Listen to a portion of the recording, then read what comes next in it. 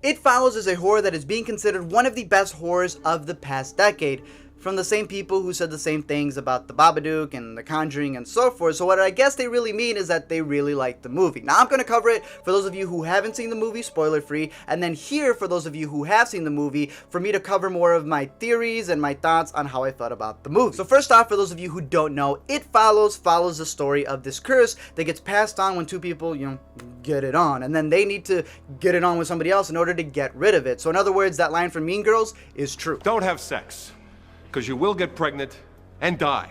Now the good thing about this horror is that it doesn't rely on gore. There are like 2 gory scenes. It also doesn't rely on jump scares, even though there are 2 jump scares. The thing is though, is that it really relies on that tension of being followed, and they really make it out to be that while you're looking at them in public, all of the characters or things in the background, you don't know which one could be it that's following them. So it definitely makes all of those boring scenes with the background where you don't really pay attention to it become very tense, and they're actually really smart. They sort of break the fourth wall where they have a scene in the theater and there's something behind them in the theater. So if you see this in the theater, you'll be like, what the world's going on? However, while I feel that it's a very effective movie, I personally don't feel it's a masterpiece, and I don't think you should be scared into thinking that it's one either. And here is why. I'll give my reasoning, and obviously if you don't agree with it, that's completely fine. If you enjoy the movie, I'm glad for you. However, let's talk about why I think that it doesn't necessarily become an instant classic in my opinion. Now, number one, you have the characters who, yes, they are smarter than most of the horror movies that we've seen. However, this praise for them being some of the smartest characters, it isn't necessarily there. I mean, they're not Sharni Vincent's character in You're Next. She was smart for what she was doing. Here you have Micah Monroe, who you may know her from the similarly themed The Guest, and while I like her as an actress, I see her as a new incarnation of Emily Osment.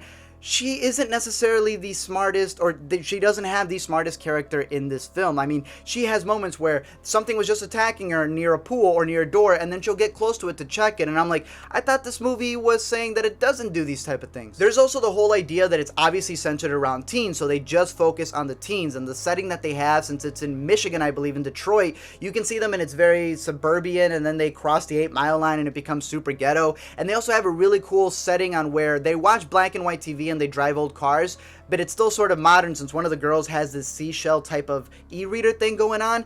But then the whole concept of them trying to just focus on teenagers, they completely get rid of all of the adults. Like, sure, the Goonies and Super 8 focus on little kids, but they didn't have the adults just disintegrate into nowhere. The next things are actually positives. They're things that I like, but I can see other people thinking that they're a little heavy-handed. Now, the first is the score, which comes from the composer of the video game Fez, and it definitely has that Carpenter vibe. It reminded me a lot of The Guest, which also had the Carpenter vibe, where it's very electronic, and it builds up every scene, and then it cuts to the next scene, and nothing really happens. It's that sort of tension of, oh, someone's following me? No, they're not. And it's very electronic. To me, it's sort of like if you were playing Mega Man and if it was a horror game, that would be the score for this movie. The other thing I liked were the visuals, because they do this 360 thing where it's just, the camera's moving around, and he does it multiple times, and it's interesting because it has that whole idea of you don't know when something's gonna pop up since it's following you.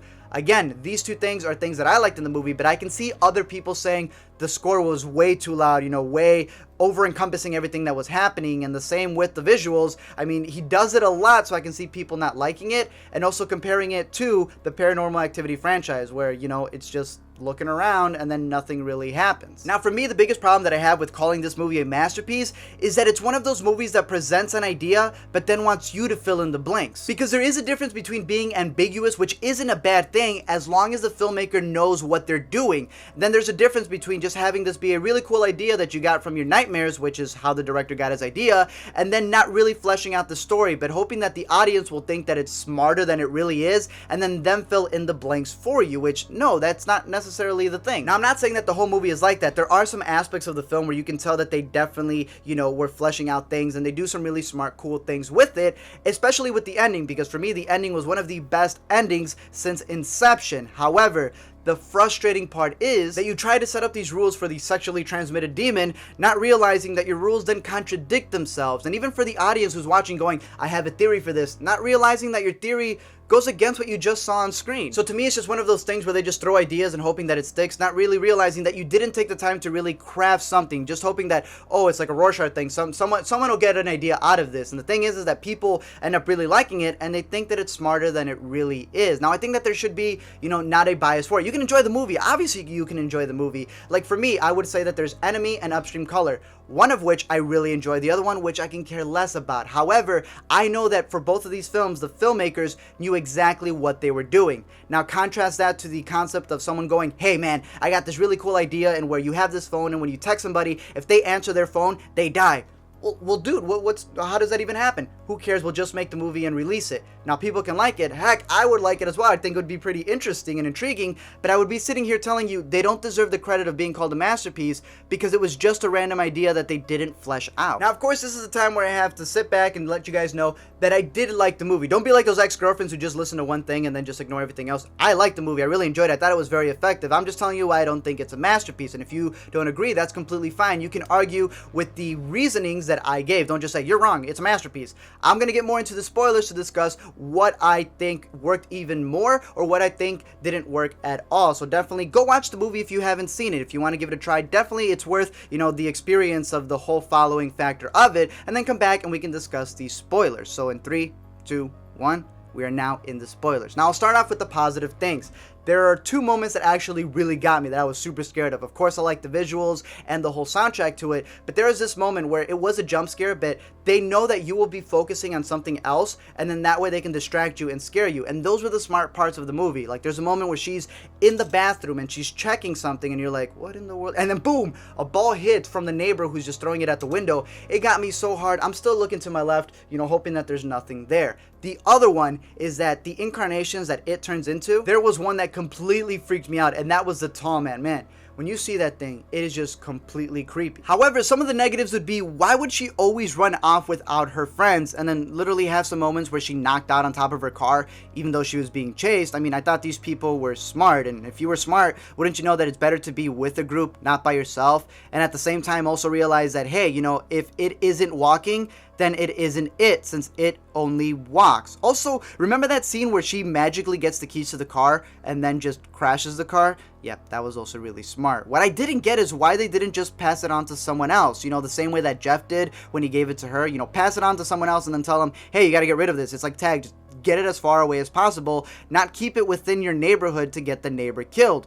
But at the same time, we should be thinking, well, how in the world did Jeff know the rules to this if in reality he said that it was a one-night stand that gave it to him? How do we know it's even sex that passes it on? What if it's just that diner that they ate at and the food there is what's causing this thing to follow them? Also, if Jeff knew what this thing can do, why in this scene is he waiting so long to get up, other than the fact that the director wanted to get a joke out of it? Now again, I will say some positive things about the movie. What I did like that they did was the fact that they had incarnations for the it when it changed to something else. They were pretty interesting. Like in the beginning, I looked a little bit like the girl who was actually in Jeff's photo when they go to his house. There was also the fact that the first incarnation that Jay sees is actually the neighbor's mom. So when she goes to visit the neighbor, she's like, oh my goodness, you were the incarnation that I saw earlier, even though you shouldn't be that scared since you've lived in that neighborhood for a long time. You also had it, turning into the dad when they were at the pool, which was pretty interesting. You also have the fact that it turns into the friend and even the little neighborhood kid who was throwing the ball at the windows when they're at the shed. However, while it's cool that they have those details, it's back to the negatives because again, they try to set up these rules, but they don't necessarily mesh together. Like one,